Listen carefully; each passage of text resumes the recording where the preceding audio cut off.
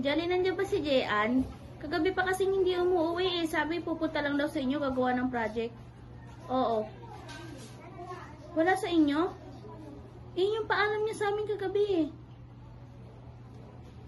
O sige, pagtatanong ko na lang muna sa iba. Salamat.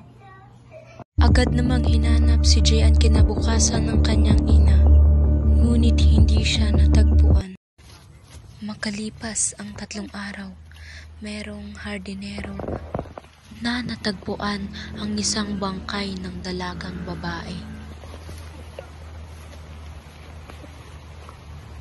Itinuro ng residenteng hardinero kung saan nanggagaling ang mabahong amoy.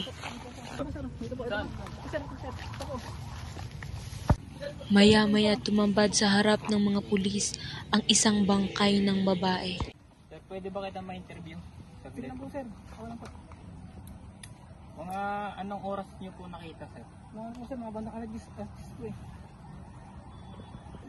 Hello? Hello? Kaya ba yung magulang ni Jean? Opo, ako nga po. Maaari pong puntahan niyo sila sa morgue. Ano? Sige po. Yung anak mo daw. Ano nangyari? Patay na daw. Saan natin? Pagpunta nila sa morgue, nakumpirma nilang patay na ang kanilang anak. Si Jean ay pinatay at ginahasa ng 3 mga lalaki.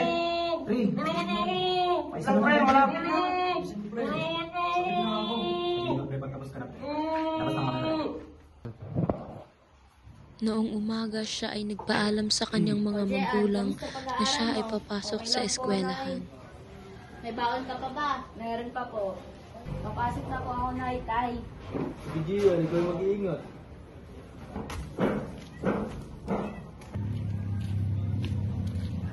Uy, tama yun. Diyan ka pala. Sabay na tayo pumasok. O sige, tara na.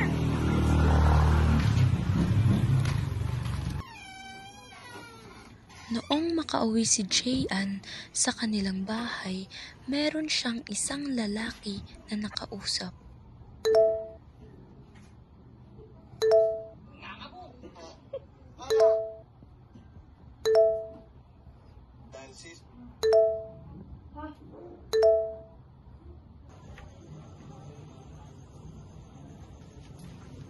Hindi ka na pala. Tara na. Dito rin.